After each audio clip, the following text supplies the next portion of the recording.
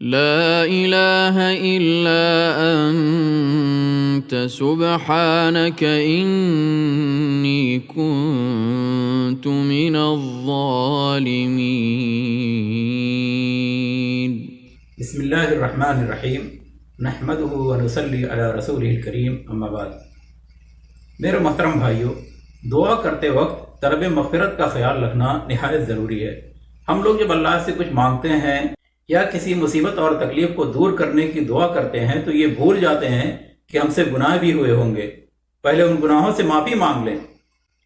مگر ہم فوراً اللہ کے سامنے اپنی ضرورت پیش کرنے لگتے ہیں، اور یہ ہماری بہت بڑی غلطی ہوتی ہے جو شاید دعا کی قبولیت میں رکاوٹ بھی بنتی ہوگی۔ اگر آپ قرآن کریم میں انبیاء کرام علیہ السلام کی دعاؤں پر غور کریں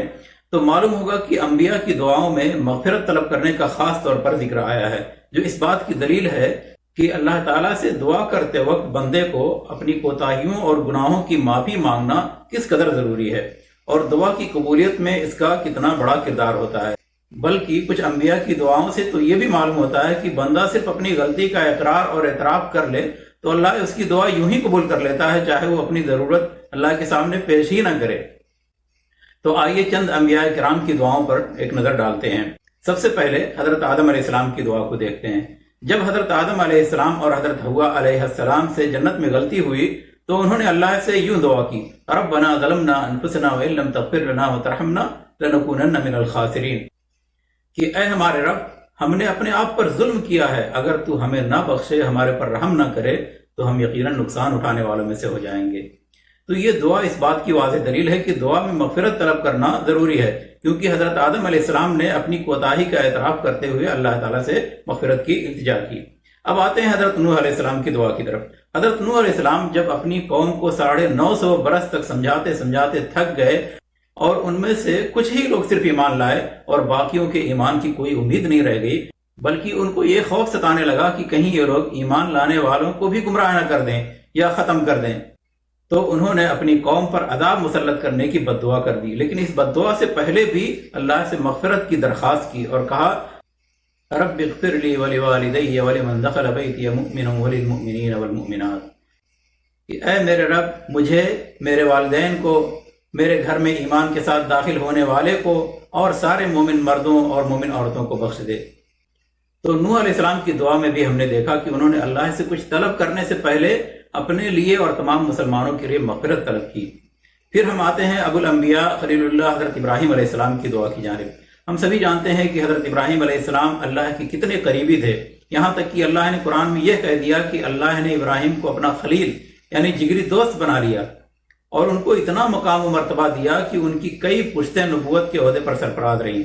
ان کے بیٹے بھی نبی ہوئے، ان کے پوتے بھی نبی ہوئے، پر پوتے بھی نبی ہوئے، اور یہ سلسلہ چلتا رہا یہاں تک کہ ہمارے نبی محمد صلی اللہ علیہ وسلم بھی انہی کے نسل سے آئے اور خاتم الانبیاء اور رسول کے مرتبے پر فائز ہوئے۔ یہی نہیں بلکہ ابراہیم علیہ السلام کی یادگار میں قربانی اور حج و عمرہ کے تمام مناسک اور اعمال کو قیامت تک کے لیے جاری و ساری کر دیا۔ اب ذرا سوچیں کہ اللہ کے اتنے قریبی ہونے کے باوجود وہ اپنے لیے مغفرت کی دعا کرتے تھے، چنانچہ کہتے، ربنا اغفر لی ولوالدی وللمؤمنین یوم یقوم الحساب، اے ہمارے رب، مجھے، میرے والدین کو اور سبھی مومنوں کو اس دن بخش دینا جب حساب قائم ہوگا۔ تو اس سے معلوم ہوا کہ اللہ کے برگزیدہ انبیاء بھی ہمیشہ اللہ سے مغفرت کے طلبگار رہتے تھے، اور ہم ہیں کہ سوچتے ہیں مغفرت کی کیا ضرورت ہے، ہم سے کیا گناہ ہوا ہے۔ اب آگے بڑھتے ہیں حضرت یونس علیہ السلام کی دعا کی طرف۔ جب حضرت یونس علیہ السلام کو مچھلی نے نگل لیا اور نجات کی کوئی صورت نظر نہیں آ رہی تھی تو انہوں نے کیا دعا کیا؟ اللہ کے سامنے انہوں نے اپنی پریشانی بیان ہی نہیں کی، بلکہ صرف اپنی غلطی کا اعتراف کیا اور اللہ کی تسبیح بیان کرتے رہے، اور مدتوں تک یہی کہتے رہے، لا الہ الا انت سبحانک انی کنت من الظالمین، تیرے سوا کوئی معبود برحق نہیں، تو پاک ہے، بے شک میں ہی ظالموں میں سے ہوں۔ اب ذرا ان کلمات پر غور کریں، کہیں کوئی ضرورت نظر آ رہی ہے، کہیں کوئی دعا نظر آ رہی ہے، مگر وہ جانتے تھے کہ ہماری غلطی ہی اس تکلیف کی وجہ ہے، اسی لیے وہ اپنی غلطی کا اعتراف کرتے رہے، یہاں تک کہ اللہ تعالیٰ نے ان کو اس مصیبت سے نجات دے دیا۔ اب دیکھتے ہیں دنیا کے سب سے بڑے بادشاہ حضرت سلیمان علیہ السلام کی دعا کو۔ وہ نبی ہونے کے ساتھ ساتھ اتنے بڑے بادشاہ تھے کہ انسانوں پر ہی نہیں بلکہ جن پر بھی حکومت کرتے تھے، چرند و پرند اور زمین کی تمام مخلوقات پر حکمرانی کرتے تھے اور سب کی زبان بھی سمجھتے تھے، مگر یہ خوبی بھی ان کو مغفرت طلب کرنے کے بعد ہی ملی۔ اس خوبی کو مانگنے کے لیے انہوں نے اللہ سے جو دعا کی تھی وہ یہ تھی، رب اغفر لی وہب لی ملکا لا ينبغی لأحد من بعدی، کہ اے میرے رب مجھے بخش دے اور مجھے ایسی بادشاہی عطا کر جو میرے بعد کسی کو حاصل نہ ہو۔ تو سلیمان علیہ السلام کی یہ دعا بھی اس بات کی دلیل ہے کہ دعا میں مغفرت طلب کرنا بہت ضروری ہے، خواہ انسان کتنے ہی بڑے مرتبہ پر فائز ہو۔ اور ہمارے پیارے نبی جناب محمد مصطفیٰ صلی اللہ علیہ وسلم نے تو مغفرت کا دامن کبھی چھوڑا ہی نہیں، جبکہ ان کے اگلے و پچھلے سبھی گناہ معاف تھے، مگر پھر بھی وہ دن میں 70 سے بھی زیادہ بار اللہ سے مغفرت طلب کرتے تھے۔ تو انبیاء کرام کی یہ دعائیں اس بات کا واضح ثبوت ہیں کہ دعا کرتے وقت مغفرت کو مد نظر رکھنا نہایت ضروری ہے۔ انبیاء کرام علیہ السلام جو معصوم عن الخطا اور اللہ کے برگزیدہ بندے تھے، وہ بھی اللہ تعالیٰ سے مغفرت طلب کرتے تھے، لہذا ہم سب کو بھی دعا میں سب سے پہلے اللہ سے اپنی کوتاہیوں کی معافی مانگنی چاہیے، کیونکہ مغفرت ہی ہر دعا کی قبولیت کا دروازہ کھولتی ہے۔